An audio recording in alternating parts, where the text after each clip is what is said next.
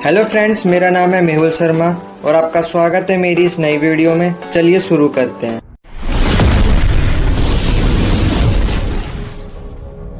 दोस्तों, आज हम करने वाले हैं लेसन 4, जिसका नाम है art from baroque to rococo and new classicism. तो अगर आप पहली बार आए तो जल्दी से चैनल को सब्सक्राइब कर दीजिए और वीडियो को लाइक कर दीजिए। और अगर आपको इसकी पीडीएफ चाहिए तो आपको मेरे टेलीग्राम चैनल पर मिल जाएगी, हिंदी और इंग्लिश दोनों में। तो आज हम इस लेसन में पढ़ने वाले हैं आर्ट फॉर्म्स के बारे में। एक है बारोक और एक है रोकोको। तो इसकी आर्ट फॉर्म्स के बारे में जानेंगे, उस पीरियड में उस समय में क्या क्या डेवलपमेंट्स हुई वो जानेंगे, और साथ ही हम जानेंगे न्यू क्लासिसिज्म क्या है। तो देखिए, सबसे पहले समझिए बैरोक पीरियड क्या है। देखिए, ये पीरियड है 17 से लेके 18 सेंचुरी तक का। तो इस पीरियड में क्या होता है कि जैसे मैंने आपको बताया कि उस समय पे काउंटर रिफॉर्म्स चल रहे थे, है ना। 14 जब रेनेसेंस आया था ना, रेनेसेंस में ह्यूमनिज्म भी आया था। ह्यूमनिज्म में लोग क्या कर रहे थे, जो आर्टिस्ट थे वो अपनी पेंटिंग के माध्यम से, स्कल्पचर के माध्यम से, मूर्तियों के माध्यम से ह्यूमनिज्म को दर्शा रहे थे, है ना। ह्यूमंस के इमोशंस को दर्शा रहे थे। और जो ड्रामा वगैरह था, यानी जो नाटक वगैरह था, उसको भी अपनी पेंटिंग के माध्यम से उसको शो कर रहे थे, है ना।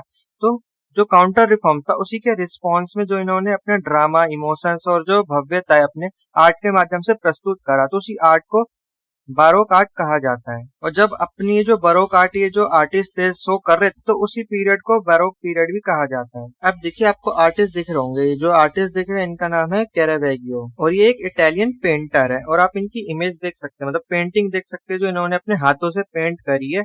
और ये काफी ज्यादा फेमस पेंटिंग है ना। इसमें आपको दिख रही होगी, इन्होंने ह्यूमन इमोशंस को दर्शाया और ड्रामा को दर्शाया, है ना। इसमें आपको सारे इंसान दिखेंगे और उनमें भावनाएं दिखेंगी, ह्यूमन इमोशंस दिखेंगे आपको। और जो दूसरे व्यक्ति आपको इमेज में दिख रहे हैं, उनका नाम है बर्निनी। तो ये स्कल्पचर थे और एक बहुत ही बड़े आर्किटेक्चर थे। तो आपको इनकी मूर्तियां वगैरह दिख रही होंगी। तो ये मूर्तियों के माध्यम से ह्यूमन इमोशंस को एक्सप्रेस करते थे। अब देखिए, इन दोनों ने अपनी जो पेंटिंग थी और ये जो मूर्तियां थी, क्यों बनाई थी? काउंटर रिफॉर्म्स को रिस्पॉन्स में बनाई थी। यानी जब कैथोलिक चर्च अपने रिफॉर्म्स चला रहा था, अपने रेवोल्यूशन चला रहा था, लोगों पे अपनी मनमानी कर रहा था, तो लोगों के जो ह्यूमनिज्म है उसको प्रेरित करने के लिए, ह्यूमन के इमोशंस को दर्शाने के लिए और ह्यूमन के राइट्स को प्रेरित करने के लिए इन्होंने अपने आर्ट के माध्यम से वहां पे उन्होंने काउंटर रिफॉर्म को रिस्पॉन्स किया। अगला है रोकोको स्टाइल।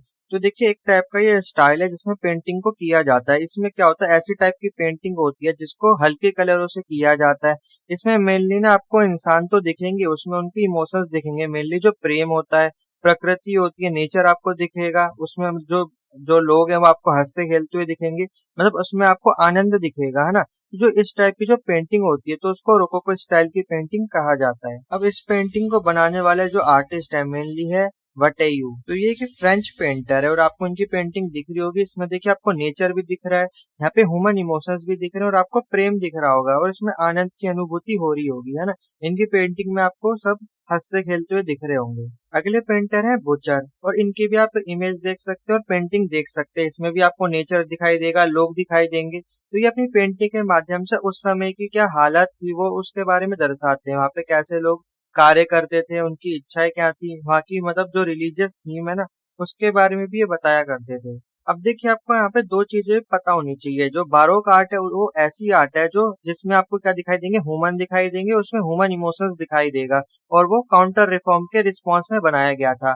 वहीं पर जो दूसरा है रोकोको आर्ट, रोकोको आर्ट में आपको नेचर दिखेगा, वहां पे भी आपको ह्यूमन दिखाई देंगे, वो भी ह्यूमनिज्म को प्रेरित करते हैं। दोनों ह्यूमनिज्म को प्रेरित करते हैं, लेकिन डिफरेंस क्या है? एक में क्या दिखाई देगा, आपको नेचर दिखाई देगा, आनंद की अनुभूति होगी, वहां पे आपको हंसते खेलते हुए लोग दिखाई देंगे। तो इस टाइप की पेंटिंग को रोकोको स्टाइल की पेंटिंग कहा जाता है। और जो दूसरी पेंटिंग है वो काउंटर रिफॉर्म्स के लिए बनाई गई थी। तो आई थिंक अब आपको दोनों का मतलब थोड़ा अंदाजा होगा कि दोनों पेंटिंग क्या है ना। अब हम अगला पढ़ेंगे न्यो क्लासिकल मूवमेंट। अब देखिए, इस मूवमेंट में क्या हो रहा था कि जो आर्टिस्ट थे वो भी अपनी आर्ट बना रहे थे, लेकिन वो किससे इंस्पायर थे?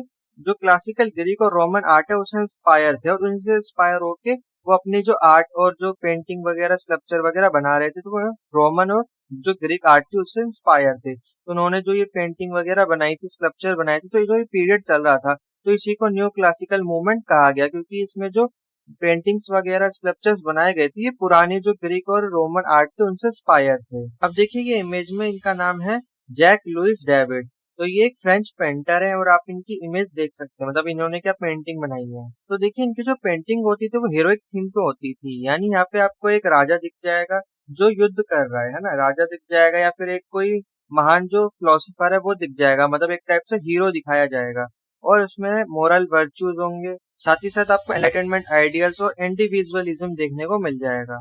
अब देखिए जो दूसरे व्यक्ति हैं, इनका नाम है एंटोनियो कैनोवा। तो ये एक फ्रेंच मूर्तिकार है और आपको इनकी स्कल्पचर्स दिख रहे होंगे। और इसमें भी देखिए इसमें हीरोइक थीम पे बनाया गया है। तो आपको हीरो दिख रहा होगा, यहाँ पे एक राजा है जिसने दूसरे राजा की गर्दन काट रखी है। और साथ ही साथ आपको व्यक्तिवाद देखने को मिलेगा, जैसे कि एक व्यक्ति है, इसमें उसके इमोशंस आप देख सकते हैं कितना दर्द में है, ये ऊपर देख रहा है ना। तो अब आपको आई होप तीनों समझ आ गया होंगे, है ना। पहले वाले में क्या था, पहले वाले में काउंटर रिफॉर्म को चैलेंज करने के लिए बनाया गया था।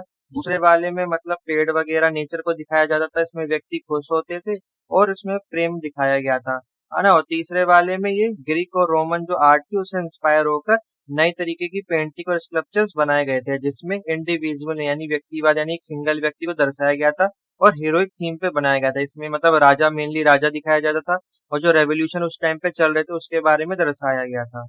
तो ये तो हो गया तीनों का छोटा छोटा इंट्रोडक्शन, ताकि आपको पेपर तक याद रहे कि तीनों उसमें क्या हुआ था, है ना। तीनों अलग अलग है, तीनों में मेनली किस किस पे पेंटिंग बनाई गई थी, थीम क्या थी इन तीनों की, है ना। अब हम इन्हीं तीनों को थोड़ा और डिटेल में जानने वाले हैं। तो सबसे पहले देखेंगे बरोक को। तो इसका आप टाइम पीरियड देख सकते हैं 16th सेंचुरी से लेके 1750 तक। तो देखिए उस समय पे क्या हो रहा था कि काउंटर रिफॉर्म चल रहे थे, कैथोलिक चर्च अपने दोबारा से लोगों पर प्रभाव जमाने लगा था, है ना, लोगों पर अत्याचार करने लगा था।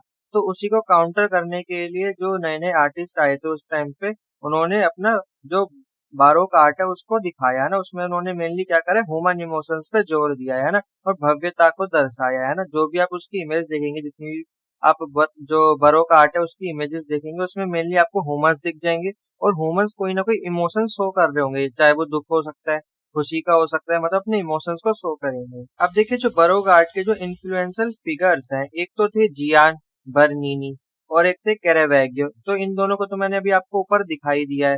तो जो तीसरे हैं पीटर पॉल रूबेन, आप उनकी इमेज देखिए और इनकी पेंटिंग देखिए, इसमें भी आपको ह्यूमंस दिख जाएंगे और ये जो ह्यूमंस है इनमें आपको इमोशंस देखने को मिल जाएगा। और मेनली इसमें ना नाटकीय भव्यता को दर्शाया गया है, यानी इसमें एक तरीके का नाटक हो रहा है ना इसमें, और काफी भव्य तरीके से बनाया गया है। आप इसमें क्लैरिटी देख सकते हैं, रंगों का कितना इस्तेमाल अच्छे से किया गया और बिल्कुल ये असली जैसी लग रही है ना। तो काफी भव्यता के साथ बनाई गई है। तो मेनली ये तीन मेन जो इन्फ्लुएंसर इस टाइम पीरियड में रहे हैं, जिन्होंने अपना काफी ज्यादा योगदान दिया बरोक आर्ट में। अब देखिए इनकी ना एक खास तरीके की पेंटिंग हुआ करती थी, जिसमें ये काफी ज्यादा टेक्निक का इस्तेमाल करते थे। उस पेंटिंग का नाम होता था चेरोस्कोरो। तो ये वर्ड ना एक इटालियन वर्ड है जिसका मतलब होता है लाइट और डार्क। तो आपको ये सारी पेंटिंग्स दिख रही होंगी, तो देखिए इसमें आपको डार्क भी दिख रहा है और लाइट भी दिख रही है ना। तो ये जितनी भी पेंटिंग है ना, इस पेंटिंग के टाइप को ही बोला जाता है चेरोस्कोरो। अब देखिए बरोक पीरियड में ऐसा नहीं था कि सिर्फ आर्ट को ही ज्यादा प्रेरित किया जा रहा था, उस टाइम पे म्यूजिक को भी कंपोज किया जा रहा था और लिटरेसी में भी काफी ज्यादा योगदान दिया जा रहा था। जैसे कि आपको इनकी इमेज दिख रही होगी, इनका नाम है रैम्ब्रेंट और इनकी आप पेंटिंग देख सकते हैं। तो ये डच पेंटर थे।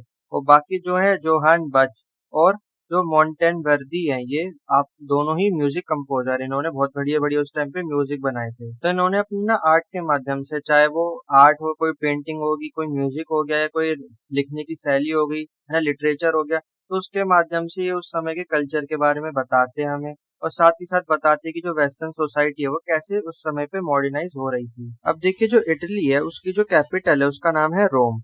तो जो रोम है ना उसी को इटरनल सिटी भी कहा जाता है। तो ये जो सिटी थी ना उस समय पे कई सारे जो यात्री होते थे, ट्रेवलर्स होते थे और जो खजाने की खोज में इधर उधर भटकते रहते थे। तो इस सिटी ने इन लोगों को अपनी तरफ अट्रैक्ट करा। तो अट्रैक्ट करने से क्या हुआ कि यहाँ पे हलचल काफी बढ़ गई थी इस सिटी में, है ना। तो एक तरीके से जो आर्टिस्ट थे उनको एक तरीके से अपॉर्चुनिटी मिल गई थी। अपॉर्चुनिटी इसलिए मिल गई थी क्योंकि वहां पे कई सारी चीजें जो ऐतिहासिक हुआ करती थी उनके चिन्ह मिलने लगे, जो स्मृतिक चिन्ह होते थे, जो टुकड़े वगैरह होते थे पेंटिंग वगैरह के। तो वहाँ के जो आर्टिस्ट थे उनको और भी नई ज्यादा अपॉर्चुनिटी मिली और उन्होंने और भी कई सारी पेंटिंग्स वगैरह बनाई और स्कल्पचर्स बनाए। अब देखिए जितनी भी बरोक पेंटिंग्स थी और जो भी आर्ट और स्कल्पचर्स थे वो किस लिए बनाए जा रहे थे, ताकि काउंटर रिफॉर्म्स के रिस्पॉन्स में, यानी काउंटर रिफॉर्म जो चल रहे थे उनको अपोज किया जा सके। लेकिन ऐसा मतलब उस समय पे देखा नहीं गया, क्योंकि चर्च के पास उस समय पे काफी सारी पावर थी। चर्च ने क्या करा था, चर्च का जो पॉप था उसने राजा के साथ अच्छे संबंध बनाए रखे और चर्च के पास उस समय पे इतना सारे धन था, इतना सारा पैसा था। फिर उन्होंने अपने पैसों की मदद से क्या करा, जो कैथोलिक धर्म है उसका प्रचार प्रसार करा। वो कैथोलिक धर्म के लिए उन्होंने मतलब स्मारक बनाए, बड़े बड़े पेंटिंग्स वगैरह बनाई, यहाँ तक कि जो आर्टिस्ट होते थे उनको खरीद लेता था। चर्च और उनको फंड करके अपने अपने हिसाब से पेंटिंग वगैरह बनवाता था, है ना। तो चर्च ने अपनी पूरी जो डोमिनेंस है उसको स्थापित कर रखा था, है ना। और वो जो वहां पे जो जो बरोक आर्ट था जिसको मतलब रिस्पॉन्स में बनाया गया था काउंटर रिफॉर्म, तो वो इतना ज्यादा सक्सेसफुल नहीं हो पाया। तो देखा जाए तो जो बरोक आर्ट है जो काउंटर रिफॉर्म्स के रिस्पॉन्स में बनाया गया था उसका ज्यादा प्रभाव नहीं पड़ सका। जो पॉप था वो बहुत ही ज्यादा पावरफुल था, उसने राजा के साथ अच्छे संबंध बना रखे थे और वो ज्यादा पैसे वाला भी था, तो पैसों की मदद से उन्होंने जो आर्टिस्ट थे उनको खरीद लिया था। और उनको खरीदने की वजह से उन्होंने अपने हिसाब से जो स्कल्पचर्स थे और पेंटिंग्स थे उनको बनवाया। और इससे जो तो चर्च था ना उसकी जो डोमिनेंस थी वो वापस से स्थापित हो गई थी अच्छी तरह। तो देखा जाए तो कोशिश तो पूरी थी कि जो कैथोलिक चर्च है उसकी जो डोमिनेंस है उसको कम किया जा सके, लेकिन ऐसा नहीं हो पाया क्योंकि जिसके पास पैसा है उसी के पास पावर है। तो आपने देख लिया कि जो बरोक आर्ट था कैसे उसको अपोज में बनाया जाता है, कैथोलिक चर्च के अपोज में बनाया जाता है, लेकिन वो ज्यादा सक्सेसफुल नहीं हो पाता। चर्च अपनी डोमिनेंस बनाए रखता है। तो अब आप जानेंगे जो बरोक आर्ट था उसकी करेक्टरिस्टिक्स यानी विशेषता क्या थी।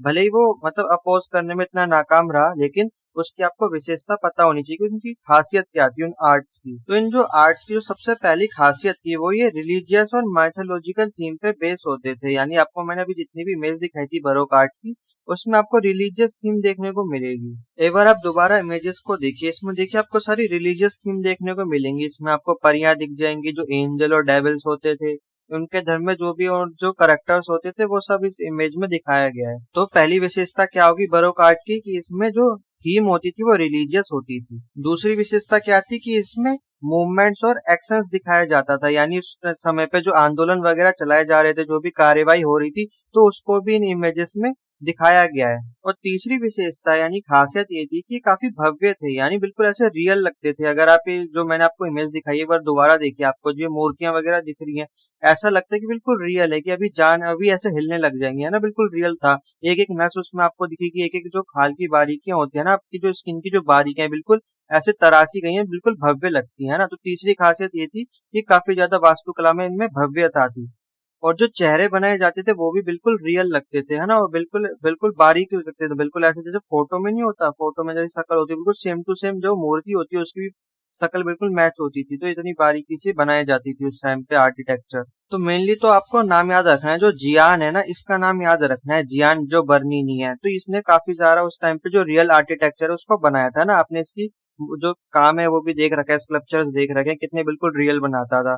तो ये जो नाम है ना ये मेनली आपको याद होना चाहिए क्योंकि पेपर में आपको नाम लिख कर ही आने हैं ना। किस मतलब आर्टिस्ट ने क्या बनाया था वो आपको पता होना चाहिए। अगली विशेषता ये होती थी कि ये जो भी पेंटिंग्स और स्कल्पचर्स होते थे इसमें ह्यूमन इमोशंस को दर्शाया गया है ना। आप जो भी पेंटिंग देखेंगे, जो भी स्कल्पचर देखेंगे, उसमें आपको कोई ना कोई इमोशंस देखने को मिलेगा, जैसे दर्द मिलेगा, या कोई बच्चा हंस रहा होगा, है ना, खेलते हंसते खेलते लोग होंगे, है ना, या फिर हैप्पीनेस दिखाई देगी, कोई रो रहा होगा पेंटिंग में, है ना। तो इमोशंस को दर्शाया गया है मेनली, और वो भी ड्रामेटिक फॉर्म में, यानी जो ड्रामा होता है ना उसको दर्शाया गया है। आपने पेंटिंग देखी थी उसमें कोई नहा रहा है ना, कोई कपड़े धो रहा है, कोई लड़ रहा है ना। तो एक तरीके से ड्रामा दिखाया गया उसमें और वो भी इमोशंस के साथ में। और अगली खास बात थी कि जिस टेक्निक का इस्तेमाल किया जाता था, इस टेक्निक का नाम था काइरोस्कोरो और टेनेब्रिज्म। तो देखिए दोनों ही पेंटिंग में क्या होता है, डार्क और लाइट होता है। मतलब इसमें शैडो का इस्तेमाल किया जाता है, मतलब पूरा बैकग्राउंड ब्लैक होगा और बीच में जो इमेज होगी ऐसा लग रहा होगा उस पर लाइट पड़ रही होगी, है ना। तो ऐसी इमेज इसमें होती थी, है ना, आप फोटो में भी देख सकते हैं। तो अब देखिए इन दोनों के अंदर, इनके दोनों के बीच में छोटा सा एक अंतर होता है। जो काइरोस्कोरो है इसमें देखिए आपको लाइट भी दिखेगी और शैडो दिखाई देगी, है ना। मतलब लाइट पड़ रही है और उसमें शैडो दिखाई देगी, है ना। लेकिन जो टेनेब्रिज्म होता है ये पूरा डार्क होता है, इसमें आपको कोई भी शैडो देखने को नहीं मिलेगी। इसमें बस आपको लाइट दिखेगी, जो फोटो है वो दिखेगी, लेकिन शैडो देखने को नहीं मिलेगी। तो ये दोनों में थोड़ा सा अंतर होता है। तो जो कैरावेगियो थे ना, ये जो आर्टिस्ट थे, ये अपनी जो पेंटिंग बनाते थे वो टेनेब्रिज्म में बनाते थे, यानी पीछे पूरा बैकग्राउंड ब्लैक होता था, काला होता था, और ऊपर से जो वो इमेज बनाते थे उस पर लाइट पड़ रही होती थी। और ये टेनेब्रिज्म बनाने में मास्टर थे। तो बस दोनों में हल्का सा डिफरेंस होता है, दोनों में लाइट और शैडो का इस्तेमाल किया जाता है। बस छोटा सा अंतर ये होता है, जो टेनेब्रिज्म होता है ज्यादा डार्क होता है, ज्यादा अंधेरे में बनाया जाता है, ताकि जो भी इमेज या जो भी पेंटिंग बनाई जा रही है वो थोड़ी ब्लर बन सके, है ना, और थोड़ी अंधेरे में बनाई जा सके, क्योंकि अंधेरे में कैसे धुंधला धुंधला दिखता है ना, वैसी वाली पेंटिंग। और जो काइरोस्कोरो ये थोड़ा उजाले में बनती है और उसमें शैडो भी दिखाई देती है। मतलब जो बैकग्राउंड है उसमें अंधेरा होता है, लेकिन उतना अंधेरा नहीं होता जितना टेनेब्रिज्म में होता है ना। बस ये दोनों में थोड़ा अंतर होता है। तो मेनली बस ये है ना आर्ट की ना कि स्टाइल है, मतलब इस स्टाइल में पेंटिंग बनाई जाती है, टेक्निक है बस पेंटिंग की। तो ये एक खास बात है कि जो उस टाइम की जो बरोक पेंटिंग होती थी किस स्टाइल में बनाई जाती थी। और अगली खास बात थी कि जो भी बरोक आर्ट होती थी वो रियलिज्म और न्यूट्रलिज्म पे बेस होती थी। रियलिज्म मतलब है कि एक्चुअल जो घटना हुई है उस पर आधारित वो पेंटिंग हुआ करती थी, यानी अपने जितने भी अभी तक पेंटिंग देखी है उसके अंदर जो भी जो एक्शंस वगैरह हो रहे हैं तो वो रियलिज्म पे है, यानी जो घटना घटी है ना उसी पे जो पेंटर है उन्होंने घटना को इमेजिन करा और उसको पेंट किया है ना। और काफी नेचुरल तरीके से उनको पेंट करा है कि उसमें आपको ह्यूमन इमोशंस भी दिखेंगे और काफी डिटेलिंग के साथ उसमें काम किया गया है ना। तो उसमें रियलिज्म और न्यूट्रलिज्म हमें दोनों देखने को मिलता है। तो ये कुछ कैरेक्टरिस्टिक्स थे बरोक आर्ट के, है ना। तो ये आपको पता होना चाहिए ना। एक बार दोबारा से रिवाइज कर देता हूँ। जैसे कि पहला जो कैरेक्टर था उसमें रिलीजियस रिलीजियस थीम पे होती थी, है ना। उसके अंदर मूवमेंट और एक्शंस दिखाए जाते थे। तीसरा वो काफी डिटेलिंग होती थी जिससे काफी भव्य तरीके से उनको बनाया गया था, है ना। और अगला था कि जो उसमें ड्रामा है उसको दिखाया गया था और इमोशंस को दिखाया गया था। और अगला था उसमें अंधेरा और लाइट का जो टेक्निक था ना उसका इस्तेमाल किया गया था। और अगला था कि वो काफी ज्यादा रियलिज्म और न्यूट्रलिज्म पे बेस्ड थी। तो ये कुछ करेक्टरिस्टिक थे बरोक आर्ट के, तो ये आपको पता होना चाहिए और पेपर में क्वेश्चन आ सकता है। अब हम देखने वाले हैं रोकोको एज। अब देखिए जैसे बरोक पीरियड था ना वैसे ही रोकोको पीरियड भी था, उसमें भी जो आर्टिस्ट उन्होंने पेंटिंग और आर्ट और स्कल्पचर्स बनाए थे वैसे इस पीरियड में भी बनाए थे। तो ये जो पीरियड था ये 1730 से स्टार्ट हुआ था और 1770 तक चला था। अब देखिए जो बरोक पीरियड था ना उसकी शुरुआत इटली से हुई थी, है ना। इटली के जो शहर था रोम वहां से स्टार्ट हुई थी, लेकिन जो रोकोको एज है ये फ्रांस में स्टार्ट हुई थी। और ये वाली जो आर्ट थी ये भी रिलीजियस थीम पर बेस्ड थी। और इसकी मेन बात ये थी कि आप जितनी भी रोकोको पेंटिंग देखेंगे उसमें मेनली आपको वुमेन्स दिखाई देंगी, वो भी रिलीजियस थीम पे बेस्ड। और ये जो पेंटिंग होती थी जो प्रेम होता था और जो आनंद होता था उसको मेनली ये बताती थी। आप जितनी भी पेंटिंग देखेंगे उसमें आपको आनंद आएगा और आपको मजा आ जाएगा देख के। तो एक बार आप ये पेंटिंग देख सकते हैं। अब आप देखिए सभी पेंटिंग में आपको आनंद यानी प्रेम दिख रहा होगा और आनंद की अनुभूति हो रही होगी, और सभी पेंटिंग में आपको वुमेन्स दिखाई दे रही होंगी। और ये सभी पेंटिंग रिलीजियस थीम पे बेस होती थी। तो रोकोको पेंटिंग के क्या कैरेक्टरिस्टिक्स थे ना, मेनली आपको यही पता होना चाहिए कि इसमें आपको प्रेम वगैरह दिखाई देगा, ह्यूमन इमोशंस दिखाई देंगे। मेनली जो पेंटिंग होती थी फीमेल यानी वुमेन्स पे बेस होती थी और ये रिलीजियस थीम पे बेस होती थी। तो देखिए जो आर्ट थी ना पूरे यूरोप में फैल चुकी थी। और मेनली जो एरिस्टोक्रेसी थी यानी जो राजा महाराजा लोग होते थे उनको ये जो पेंटिंग्स होती थी काफी ज्यादा पसंद आती थी। और साथ ही साथ जो मध्यम वर्गीय लोग हो गए, जो नोबल लोग हो गए, उनमें भी काफी ज्यादा फेमस थी। और ये जो पेंटिंग हुआ करती थी जो राजा महाराजा के जो पैलेस यानी जो महल वगैरह हुआ करते थे तो वहां पे ये सिक्योर रहती थी। और वहां पे ये आज भी इसलिए ये सिक्योर है ना, आज भी हम इनको देख सकते हैं। क्यों? क्योंकि जो राजा महाराजा होते थे इन पेंटिंग को स्टोर करके रखते थे, प्रिजर्व करके रखते थे।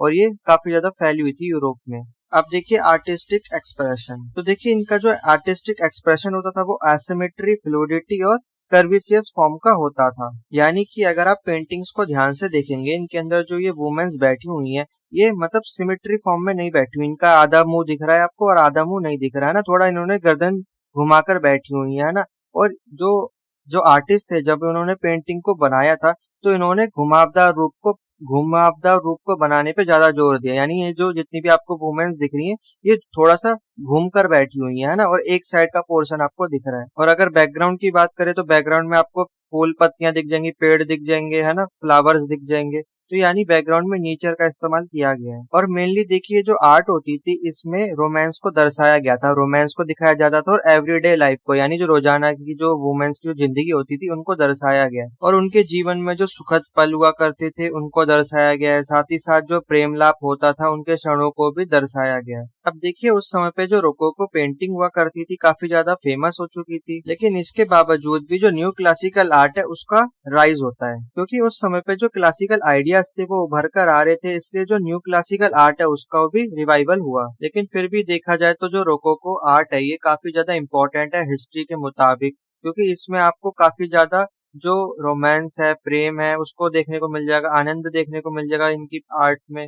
और साथ ही साथ जो लाइफ के जितने भी प्लेजर्स है उसके सेलिब्रेशन को देखने को मिल जाएगा। तो इसलिए हिस्ट्री के इतिहास में सबसे ज्यादा रोकोको आर्ट है सबसे ज्यादा इन्फ्लुएंसर रहा है। तो चलिए अब देखते हैं कि इसकी विशेषता क्या है रोकोको आर्ट्स की, जो करेक्टरिस्टिक्स देखेंगे। अब देखिए जो रोकोको आर्ट है ना, ये कहाँ पे फ्लरिश हुई थी? फ्रांस में, और फ्रांस में मोनार्की चल रही थी उस समय पर। तो राजशाही के दौरान ये जो आर्ट है काफी ज्यादा फली फूली, इसलिए आप जो रोकोको आर्ट देखेंगे उसमें आपको काफी ज्यादा प्रेम देखने को मिल जाएगा, मनमोजी जो इमेजेस होते हैं, दृश्य होते हैं, वो देखने को मिल जाएंगे। इसमें काफी ज्यादा जो लेविश लाइफ होती है, जो लग्जरी लाइफ होती है, वो देखने को आपको मिल जाएगी, क्योंकि ये कुलीन लोगों के बीच में फेमस थी। जो एरिस्टोक्रेसी थी या फिर जो राजा महाराजा थे, उनमें काफी ज्यादा प्रचलित थी ये वाली आर्ट। इसलिए आपको जितनी भी जो इमेजेस में जो वुमेन्स दिख रही है, ये काफी खुश दिख रही है ना।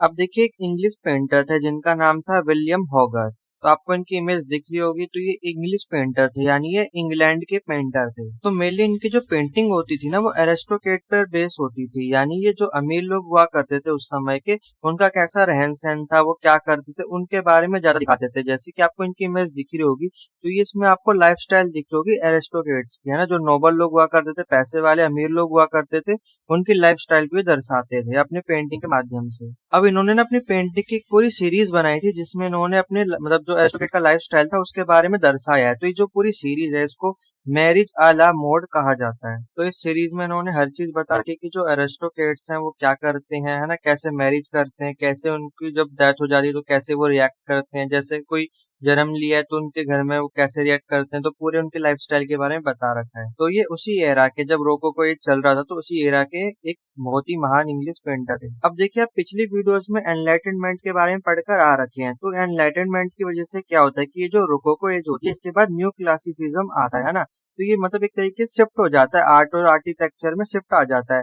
अब उसमें क्या हो रहा था कि अमीर लोगों की पेंटिंग दिखाई जा रही थी, जो अमीर लोग हुआ करते थे उनका कैसा रहन सहन था ना, तो उसमें वो सब चीजें दिखाई जा रही थी। अब एनलाइटनमेंट के बाद क्या होता है, ये चीजें चेंज हो जाती है, शिफ्ट आ जाता है आर्ट के अंदर। तो ये कैसा शिफ्ट होता है? अब इसमें लोगों के बारे में बताया जाता है, जो आम जनता होती है उसके बारे में दर्शाया जाता है। वहाँ का जो सोशल इश्यूज है उनके बारे में आर्ट के माध्यम से दर्शाया जा रहा है। वहाँ की राजनीति कैसी है, उस सब के बारे में आर्ट के थ्रू दर्शाया जा रहा है। तो एनलाइटनमेंट की वजह से एक तरीके से आर्ट के अंदर शिफ्ट आ जाता है। पहले राजाओं के मतलब मनपसंद की जो पेंटिंग्स थी वो बनाई जा रही थी, है ना, उसमें लाइफ्स दिखाई जा रही थी अमीरों की। लेकिन एनलाइटनमेंट के बाद क्या होता है, आर्ट में शिफ्ट आ जाता है। अब लोगों का जो इश्यूज है, जो सोशल इश्यूज है, उस टाइम की जो पॉलिटिकल स्ट्रक्चर है, उसके बारे में आर्ट या फिर पेंटिंग बनने लगती है। अगला करेक्टरिस्टिक्स यानी अगली विशेषता ये रोकोको आर्ट्स की, उसमें ना प्रेम को दिखाया जाता है, नेचर को दिखाया जाता है, यानी प्रकृति होती है ना बीच में, और उसमें सौंदर्य को दिखाया जाता है, उसमें आनंद की अनुभूति होती है ना, और उसमें जो रोमांटिक सीन होते हैं, जो रोमांटिक दृश्य होते हैं, उनको दिखाया जाता है। और रोकोको आर्ट में मेनली जो वुमेन्स होती है उनको दिखाया जाता है, उनका जो प्राइवेट सलून होता है ना, और जो बाउडियर होता है, बाउडियर मतलब उनका कोई प्राइवेट बेडरूम हो गया, या फिर जो प्राइवेट कमरा होता है वुमेन्स का, तो उस सब को चित्रित किया गया है। अब देखिए जो रोकोको आर्ट है, इसका जो मेन ऑब्जेक्टिव होता है वो ये होता है कि जो इमोशंस है, जो वुमेन्स के इमोशंस है, उनको दर्शाना ही है, साथ ही साथ जो व्यूवर्स है उनको स्केप्सिज्म प्रोवाइड करवाना है। अभी जो स्केप्सिज्म है ये क्या होता है, तो देखिए जब आप कोई बुक पढ़ते हैं या फिर कोई वीडियो गेम खेलते हैं, तो आप उसी दुनिया में खो जाते हैं ना, आपको हकीकत का पता नहीं होता है ना। आप कोई अगर रील चला रहे होते हैं इंस्टा पे, तो उसी में खो जाते हैं। वैसे ही इसका भी मकसद क्या है, जो व्यूवर्स हैं, जो ये जो पेंटिंग से देख रहे हैं, तो ये उस पेंटिंग में खो जाए, उस पेंटिंग को देखते रहे और उसी की दुनिया में खो जाए, है ना, और रियलिटी से वो रूबरू ना हो सके। तो ये इसका जो मेन ऑब्जेक्टिव वो यही है कि व्यूवर्स को स्केप्सिज्म प्रोवाइड करवाना, और साथ ही साथ जो वहाँ की जो वुमेन्स है उनके इमोशंस को दर्शाना। अगर आप भी जो रोकोको पेंटिंग है उनको देखेंगे तो उसी में खो जाएंगे और उसको देखते रहेंगे। तो ये कुछ विशेषताएं थी रोकोको आर्ट की। अब हम देखने वाले हैं द क्लासिकल पीरियड, यानी शास्त्रीय काल देखने वाले हैं। कब से कब तक था? 1775 से 1825 तक। अब देखिए आपने रोकोको एरा के बारे में जाना, तो जब इस एरा का एंड हो गया था तो इसी के बाद क्लासिकल पीरियड आता है। और जो लेट रोकोको है ना, उसी को न्यू क्लासिसिज्म भी बोला जाता है। अब इसका आप करेक्टरिस्टिक्स तो देख ही चुके हैं कि इसमें डेलिकेट कलर्स होते हैं, है ना, इसमें प्रचुर सजावट होती है ना, इसमें काफी ज्यादा डेकोरेशन होती है, जो भी आप पेंटिंग देख कर आए रोकोको की, है ना, और उसमें इंटीमेट एटमॉस्फेयर होता है। तो देखिए जो रोकोको स्टाइल की जो पेंटिंग होती है उसको फ्रांस में गैलेंट स्टाइल बोला जाता है, और जर्मनी में से सेंसिटिव स्टाइल बोला जाता है। यानी इसको फ्रांस में बोला जाता है वीर शैली, और जर्मनी में बोला जाता है संवेदनशील शैली, क्योंकि इसमें कुछ इंटीमेट सीन भी होते हैं। और देखिए रोकोको एरा में ऐसा नहीं था सिर्फ आर्ट ही बनाया जाता था, म्यूजिक भी कंपोज किया जाता था। तो कुछ की कंपोजर हैं, जैसे कि फ्रांस के थे फ्रांसिसियो क्यूपरिन। और जर्मनी से भी कुछ कंपोजर थे जैसे कि जेएस बच और सीपी बच और जोहान क्रिस्टन बच। तो ये जर्मनी के कंपोजर थे, यानी उस समय पे जब रोकोको एरा चल रहा था तो उस टाइम पे काफी सारे म्यूजिक को भी कंपोज किया गया था। अब देखिए रोकोको एरा का ना अंत हो जाता है, फिर क्लासिकल पीरियड का शुरुआत होता है। तो देखिए जो क्लासिकल पीरियड होता है इसमें जो मेनली जो आर्ट की जो स्टाइल होती है वो क्लासिकली होती है और इसमें मेनली डेकोरेशन पे ज्यादा फोकस किया जाता है। तो जो क्लासिकल पीरियड है 1775 से 1825 तक चला और इस पीरियड के अंदर भी जो म्यूजिक होता है उसमें काफी ज्यादा शिफ्ट आ जाता है। अब देखिए ये जो पीरियड चल रहा था ना, इसी पीरियड में काफी ज्यादा एनलाइटनमेंट हो चुका था, काफी सारी साइंटिफिक रिसर्च हो चुकी थी और इस समय तक जो प्रोटेस्टेंट आइडियोलॉजी थी वो भी फैल चुकी थी और जो इंडिविजुअल राइट है उसकी मांग बढ़ गई थी, है ना। तो ये जो जितनी भी आइडियोलॉजी थी इससे प्रेरित होकर ये जो पीरियड था इसमें जितने भी आर्ट वगैरह पेंटिंग वगैरह बनाई जाती थी, स्कल्पचर्स बनाए जाते थे, तो इन सब आइडियोलॉजी से ये प्रेरित थे। तो जैसे कि आप एक बार स्कल्पचर्स देखिए और पेंटिंग देखिए, इसमें आपको ह्यूमन दिखाई देंगे मेनली। और इसमें जब ह्यूमनिज्म उस समय पे फैल चुका था, ह्यूमन राइट्स की बात हो रही थी, तो इनकी जो पेंटिंग है ये भी इससे इंस्पायर्ड थी। तो आप देख सकते हैं इमेज में आपको ह्यूमंस दिख रहे होंगे, है ना। और जो दूसरी जो स्कल्पचर है उसमें भी ह्यूमन है जो ये कोई गेम खेल रहा है। अब देखिए न्यू क्लासिसिज्म क्या है। अब देखिए न्यू का मतलब होता है नया और क्लासिसिज्म मतलब जो क्लासिकल आर्ट था उसी का दोबारा से रिवाइवल कर देना, है ना, नई तरीके से उसको पेश करना। तो जो पुरानी जो एंशिएंट ग्रीक और रोम आर्ट था उसी का रिवाइवल हो गया था 18th सेंचुरी में, तो उसी को न्यू क्लासिसिज्म कहा जाता है। एक तरीके से अगर आपको अपने परदादा की कोई फोटो मिल गई और आप दुकान पे गए और आपने उसको बोला भैया इसको नई बना कर दे दे, बिल्कुल नई जैसी, है ना, तो वो क्या करेगा, नई जैसी बना के दे देगा। तो ये क्या हो गया, आपने पुरानी फोटो का नया वर्जन कर दिया। वैसे उस समय पे हो रहा था, जो उनको पुरानी जो आर्ट और आर्किटेक्चर मिल रहे थे रोम और ग्रीक के, तो उन्होंने क्या करा था, उसी को रिन्यू कर दिया था और अच्छी तरीके से पेश किया था। अब देखिए जब न्यू क्लासिसिज्म चल रहा था ना 18th सेंचुरी में, तो उस समय पे काफी सारी घटनाएं घट रही थी, जैसे एनलाइटनमेंट हो रहा था, फ्रेंच रेवोल्यूशन चल रहा था, है ना, सेक्युलरिज्म का राइज हो रहा था और साथ ही साथ इंडस्ट्रियल रेवोल्यूशन चल रहा था। तो इन सब चीजों ने ना उस समय की आर्ट को काफी ज्यादा प्रभावित किया। तो इसकी वजह से क्या होता है कि जो पेंटिंग का स्टाइल है ना वो भी बदल जाता है। पहले लोग क्या करते थे, जो भी पेंटिंग बनाते थे वो रिलीजियस बेस्ड होती थी, है ना। अब उसके बाद क्या होता है, जब न्यू क्लासिसिज्म आ जाता है तो जब उसमें पेंटिंग जो बनाई जा रही थी वो ट्रेडिशनल या रिलीजियस प्रेरित नहीं थी, है ना, मतलब कोई भी रिलीजियस थीम उसमें नहीं थी। जैसा कि आप पेंटिंग्स को देख सकते हैं, इसमें आपको ग्रीक और रोमन दिख रहे होंगे लड़ते हुए, है ना, बीच बीच में आपको वुमेन्स भी दिख रही होंगी क्योंकि उस समय पर उनका भी पार्टिसिपेशन युद्ध वगैरह में रहता था। और इन पेंटिंग्स में आपको कोई भी रिलीजियस थीम देखने को नहीं मिलेगी। अब देखिए new classicism as a movement. तो देखिए जो न्यू क्लासिसिज्म था ना एक टाइप का मूवमेंट था, इसलिए इसको न्यू क्लासिसिज्म मूवमेंट भी कहा जाता है। मूवमेंट क्या होता है, एक तरीके का काफी ज्यादा रैपिड चेंज, है ना। तो देखिए जो रोकोको स्टाइल था ना उसको अपोज में बनाया गया था न्यू क्लासिसिज्म को। अब जैसे रोकोको स्टाइल आप देख कर आए, ये रिलीजियस थीम पे बेस होती थी, लेकिन जो न्यू क्लासिसिज्म में रिलीजियस बेस नहीं होती थी, है ना। तो इसी के स्टाइल जो रोकोको स्टाइल है इसी के अगेंस्ट में न्यू क्लासिसिज्म को इमर्ज किया गया था जो 18th सेंचुरी में आया था। तो ये जो आर्ट होती थी मेनली जो ग्रीक और रोमन है उनकी फिलोसफी से प्रेरित होती थी, उनका कल्चर इसमें दिखाया जाता था और साथ ही साथ इसमें जो क्लासिकल आइडिया था वो भी उसके बारे में बताया जाता था। तो मेनली जो न्यू क्लासिसिज्म की जो आर्ट है उसका मेनली जो ऑब्जेक्टिव था ये था कि जो क्लासिकल आइडिया है उसको तो दिखाना ही है और साथ ही साथ जो ग्रीक और रोमन कल्चर है वहाँ की जो फिलोसफी है उसको भी दिखाना है। अब देखिए उस समय के क्लासिकल आइडियाज क्या क्या थे, जैसे कि rationality, order, moral excellence. Rationality मतलब क्या थी, तर्क संगत, यानी जो भी घटनाएं हो रही है उसके पीछे का कोई लॉजिक होना चाहिए। यानी उस समय पे जो काफी सारी जो अंधविश्वास फैला हुआ था, जो भी प्रथाएं थी उनके पीछे कोई लॉजिक नहीं होता था, है ना। लोगों ने अब लॉजिक सोचना स्टार्ट कर दिया था, तो इसी आइडियोलॉजी को ये अपनी पेंटिंग के माध्यम से दर्शाते थे। तो देखिए जो न्यू क्लासिसिज्म है इसको मेनली इसलिए लाया गया था ताकि हम जो रेवोल्यूशन चल रहा था उसको और भी ज्यादा प्रेरित कर सके। जैसे कि जो समय पे फ्रेंच रेवोल्यूशन चल रहा था तो उसको और भी ज्यादा प्रेरित करने के लिए ये न्यू क्लासिसिज्म लाया गया था। इसमें जो आर्टिस्ट होते थे वो अपनी पेंटिंग में ऐसी ऐसी चीजें बनाते थे जो ऐसी आइडियोलॉजियों को प्रेरित करते थे, चाहे वो रैशनैलिटी होगी, ऑर्डर हो गया, मोरल एक्सीलेंस हो गए। तो इसको प्रेरित करने के लिए उस समय पे न्यू क्लासिसिज्म में ऐसी ऐसी पेंटिंग बनाई जाती थी ताकि जो रेवोल्यूशन है उसको, उसकी जो चिंगारी है उसको और भी भड़काया जा सके। तो आप एक बार पेंटिंग को देख सकते हैं, जैसे आपको नेपोलियन दिख रहा होगा, इसकी भी पेंटिंग बनाई गई थी। ये जितनी भी आपको पेंटिंग दिख रही है जिसमें युद्ध लड़ा जा रहा है ना, लड़ाइयां लड़ी जा रही है, ये सब क्यों बनाई जा रही है, ताकि जो फ्रेंच रेवोल्यूशन है उसको और भी ज्यादा प्रेरित किया जा सके, वहाँ के जो क्रांतिकारी है उनको और भी ज्यादा भड़काया जा सके, है ना। तो ये ऐसी ऐसी पेंटिंग उस समय बनाई जाती थी। और इसमें आपको कोई भी रिलीजियस थीम देखने को नहीं मिलेंगी, मेनली इसमें आपको युद्ध वगैरह देखने को मिलेंगे। अब देखिए इसकी कुछ विशेषताएं हैं, जैसे कि रिवाइवल ऑफ क्लासिकल आइडियल्स। तो देखिए न्यू क्लासिसिज्म को लाया ही इसलिए गया था ताकि जो क्लासिकल आइडिया है उसका रिवाइवल हो सके, है ना। और ये ग्रीक और रोमन फिलोसफी से प्रेरित थे। और क्लासिकल आइडिया का रिवाइवल इसलिए जरूरी था ताकि रेवोल्यूशन को स्टार्ट किया जा सके और जो क्रांतिकारी है उनको मोटिवेट किया जा सके क्रांति लाने के लिए। और दूसरी खास बात ये थी इस आर्ट और आर्किटेक्चर की कि ये ऑर्डर में होते थे और सिमेट्री में होते थे। जैसे कि आपको इमेज में दिख रहा होगा, जितने भी आपको आर्किटेक्चर दिख रहे हैं ये सिमेट्री में है। अगर आप इनको बीच में से काटेंगे तो दोनों साइड क्या होंगी, बराबर होंगी। तो ये काफी ज्योमेट्रिक शेप में बनाए जाते थे और इनका जो अरेंजमेंट था काफी बैलेंस तरीके से करा गया था। और इनकी जो पेंटिंग हुआ करती थी वो भी बिल्कुल सीधी अलाइन होती थी, यानी इसमें आपको जो भी दिख रहा होगा, जैसे कि आप नेपोलियन को ही ले लीजिए, जो नेपोलियन था वो बिल्कुल सीधा एक अलाइनमेंट में था, है ना, बिल्कुल भी। जैसे कि जो रोकोको आर्ट था उसमें कोई भी सिमेट्री नहीं हुआ करती थी, कोई भी टेढ़े मुंह करके बैठ जाता था, है ना उसमें। लेकिन इसमें क्या होता था, बिल्कुल सामने फेस होता था या फिर या तो बिल्कुल टेढ़ा फेस होगा। जैसे कि आप नेपोलियन को देख सकते हैं, आपको उसकी दूसरी साइड बिल्कुल भी नहीं दिख रही होगी, एक ही साइड दिख रही है ना, इसलिए सिमेट्री में है। अगली विशेषता ये होती थी कि ये जो आर्ट होती थी इसमें काफी हल्के कलर का इस्तेमाल किया जाता था। और काफी जो कलर होती थी उनकी एक रेंज होती थी, लिमिटेड होती थी, ज्यादा कलर का इस्तेमाल नहीं किया जाता था। कुछ ही कलर होते थे जिनका इस्तेमाल किया जाता था।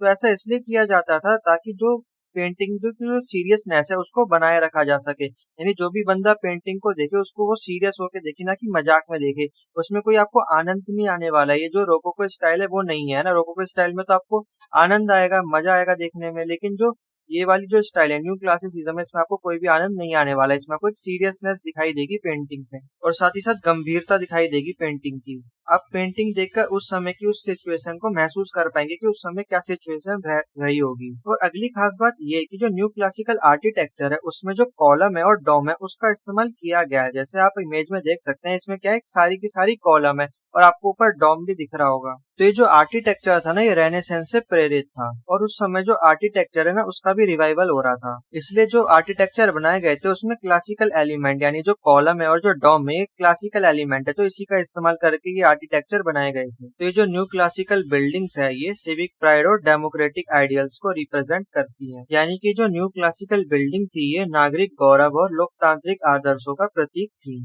तो ये कुछ विशेषताएं थी न्यू क्लासिसिज्म की। तो यहीं पर ये लेसन फिनिश होता है। वीडियो आपको कैसी लगी कमेंट करके जरूर बताएं, लाइक कर दीजिए, सब्सक्राइब कर दीजिए, और अगर आपको इसकी पीडीएफ चाहिए तो आपको मेरे टेलीग्राम चैनल पर मिल जाएगी, हिंदी और इंग्लिश दोनों में। तो मैं मिलता हूँ आपको इसके अगले लेसन में, तब तक के लिए जय हिंद।